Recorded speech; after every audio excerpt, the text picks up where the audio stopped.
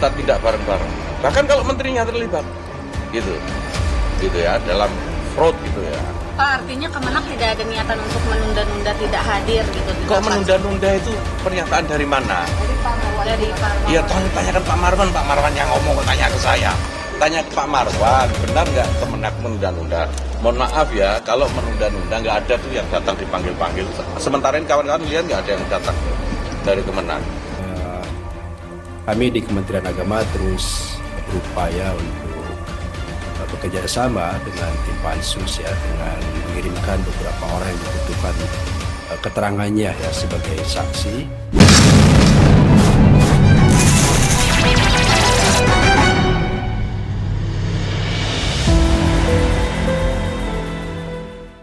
Jadi Pak Marwan Jafar itu sahabat saya. Ini saya harus kasih background. Sahabat saya berteman baik dengan beliau. Beliau dapilnya itu di tempat tinggal saya, sehingga beliau 3 periode kalau nggak salah. Jadi tim sukses beliau. Jadi tim sukses beliau Pak Marwan Jafar sampai beliau jadi anggota DPR RI. Saya ini tim sukses beliau. Ketika beliau ada masalah politik gitu ya, beberapa kali juga curhatnya ke saya. Ya. Kemarin beliau menyatakan pernyataan apa, Mbak? Mangkir 2 kali. Saya hormati pernyataan Pak Marwan Jafar. Saya hormat sama beliau sebagai teman, sebagai sahabat, sebagai senior.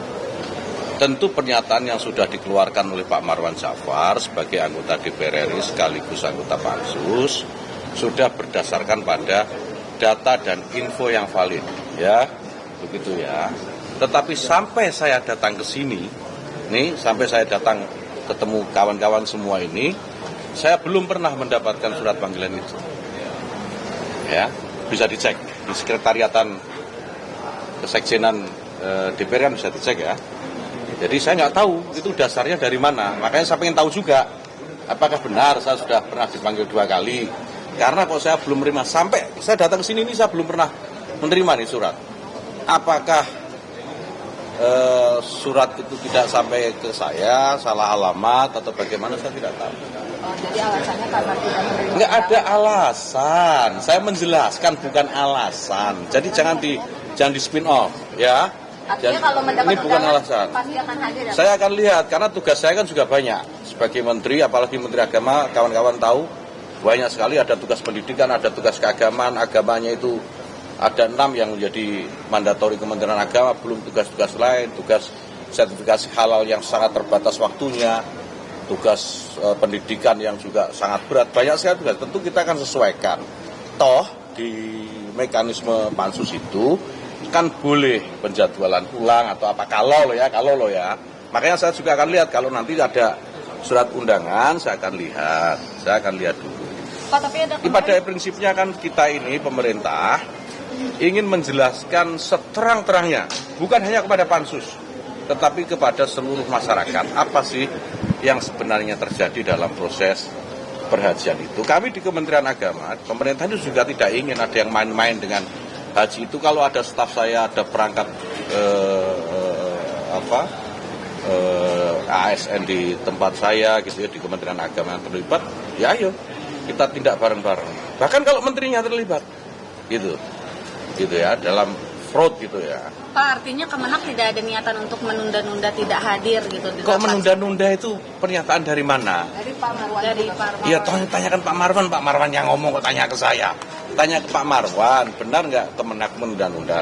Mohon maaf ya, kalau menunda-nunda nggak ada tuh yang datang dipanggil-panggil. Sementara ini kawan-kawan lihat nggak ada yang datang dari Kemenak. Kan begitu. Baik, terima kasih. Jadi terima kasih Pak Suwiryo ya, dan teman-teman semua. Ya, alhamdulillah. Yang pertama saya sendiri yang pertama kali dipanggil, dan kemudian juga ada beberapa direktur yang dipanggil ya, khususnya direktur layanan dalam negeri, kemudian juga direktur umroh dan haji khusus, kemudian ada juga Kasubdit Siskohat ya, kemudian dokumen, dan ada beberapa staf yang lain yang kemudian dikonfirmasi oleh tim Pansus. Ya, alhamdulillah sejauh ini berjalan lancar, dan tim kami juga menyediakan berbagai informasi yang penting untuk disampaikan kepada pansus maupun kepada publik tentang apa yang sebetulnya sedang terjadi dan mengapa kebijakan-kebijakan diambil oleh Kementerian Agama untuk pelaksanaan ibadah haji 1445 Hijriah. Jadi posisi kita tentu saja dengan full team ya, siap memberikan keterangan-keterangan itu kepada pansus ya, mengenai apa yang dibutuhkan, termasuk juga dokumen-dokumen yang diminta. Jadi Kementerian Agama kan selama ini bermitra dengan DPR tentunya, khususnya dengan Komisi 8 DPR RI, dan pasca pelaksanaan ibadah haji kemarin, kemudian dibentuk pansus, dan kami tentu saja merespons itu dengan kesesuaian apa yang ada di dalam perundang-undangan lah gitu ya. Jadi kita saat ini alhamdulillah sudah terus berkomunikasi dengan tim pansus untuk keterangan-keterangan yang diperlukan. Ya, mengenai cukup dan tidak cukup tentu ini tergantung kepada pansusnya ya. Apa saja yang kemudian mereka sedang dalami ya, dan ketika diperlukan kami menyiapkan data tersebut. Ya, khususnya terkait dengan data jamaah, tentang sistem kami di Siskohat ya, kemudian juga sistem kami di Siskopatu, bagaimana prosedur yang dilakukan dalam proses pemenuhan jamaah ya, yang akan diberangkatkan, kemudian juga pelunasan, terus kemudian pergantian jamaah atau pelimpahan jamaah baik yang meninggal ataupun sakit permanen, kemudian juga bagaimana mengisi kuota yang tidak terisi dan lain sebagainya.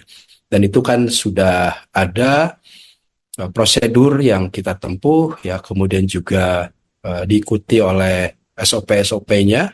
Nah, dari situ kami juga sudah memberikan beberapa data yang diperlukan ya, karena memang dipinta oleh pansus, dan tentu saja data tersebut juga sangat besar ya, dari mulai data jamaah yang 240.000 ya, ataupun 213.000 untuk jamaah reguler maupun jamaah haji khususnya juga kami sampaikan kepada tim. Nah,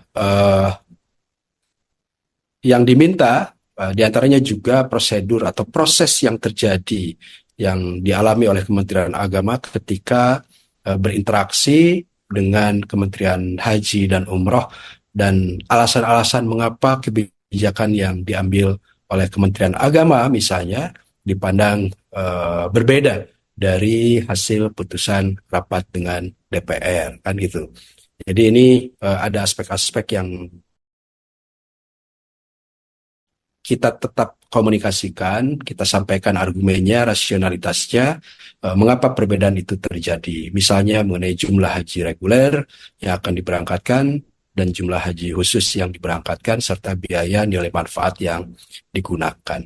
Jadi ini perlu kami sampaikan, Pak Suwiryo ya, dan ini kami belajar banyak dari proses ini, karena kami melihat bahwa mungkin tahun-tahun ke depan prosedur yang akan dilalui oleh Kementerian Agama maupun Komisi 8 ke depan tidak lebih akan sama dengan yang tahun lalu ya. Apa itu? Yang pertama adalah mengenai waktu haji yang terus bergeser ya, semakin mendekat ke awal tahun, karena memang haji itu hitungannya hijriah kan.